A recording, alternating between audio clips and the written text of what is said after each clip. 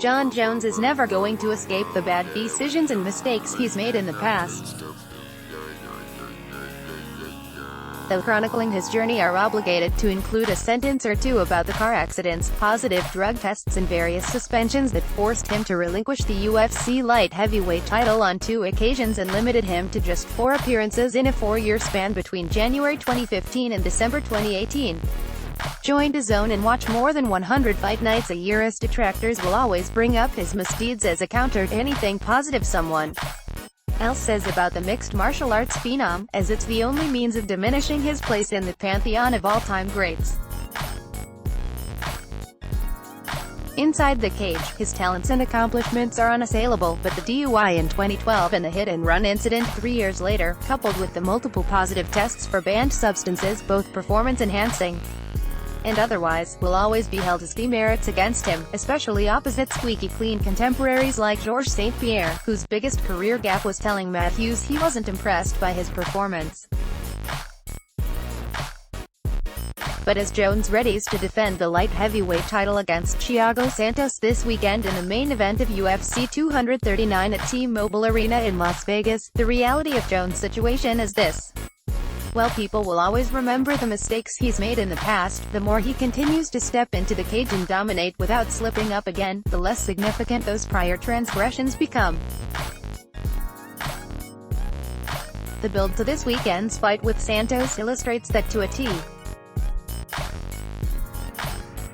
After fighting once a year for 4 consecutive years, beginning with his first bout against Daniel Cormier and culminating with his rematch against Alexander Gustafsson last December, Jones is set to compete for the 3rd time in 27 weeks on Saturday. He said going into the bout with Gustafsson that he felt he owed it to the fans that stuck with him through all his travails to be more active, and has made good on that promise. 9 weeks after finishing Gustafsson in the 3rd round at UFC 232, Jones was back in the cage, successfully defending his title against Anthony Smith. 4 months later, he's back in town to square off with Santos, another middleweight expat who has put together enough wins to challenge for gold, but enters as a massive underdog. Where Jones used to be selective and strategic about whom he fought and went, the 31-year-old is now facing the next man up at an incredible rate. Saturday night will mark Jones' 2nd defense of the light heavyweight championship this year, which is the same amount of times a lineal title from one of the other 7 divisions on the men's side of the roster have been defended combined in 2019, just as his time away caused fans and media to focus on the factors keeping him out of the cage and discuss those issues ad nauseum. Jones' frequent presence in the octagon over the last half-year brought the focus back around to his elite skills, his accomplishments and his potential for ending the greatest fighter of all time debate by rattling off a string of victories, moving to heavyweight and winning championship gold there as well.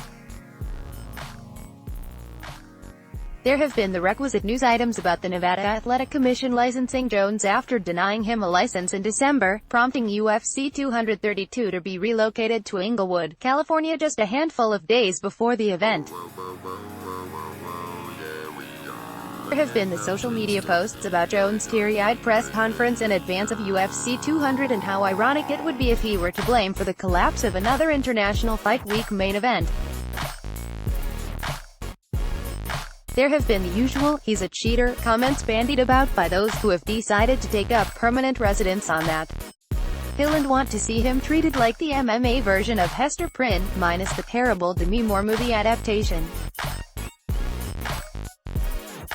But for the most part, there has been excitement and anticipation, because as much as most people enjoy seeing someone fall from grace, they enjoy a good comeback even more. Seeing Jones go from looking like he might mess around and cut his career short by being a class A knucklehead who just couldn't be bothered to give his asterisk together, as Daniel Cormier once implored him to do, to being the most active champion on the roster and back on course to rewrite various pages of the UFC record book, is the kind of return that will transcend the sport and potentially elevate the still not yet 32-year-old superstar back into being the face of the sport for a wider audience in the not-too-distant future. If he goes out and dominates Santos on Saturday night, the talk on Sunday morning and into next week isn't going to be about failed drug tests, car accidents and general carelessness, it will be about a third win in essentially 6 months, an undefeated streak extended to 17 fights, and with possible threats exist on the horizon. There is a rub, because there is always a rub. As much as the majority of people are currently caught up in the excitement of having Jones back and competing every 3 or 4 months, and his previous transgressions have faded into the background for the first time in years, one miscue will bring it all flooding back to the fore.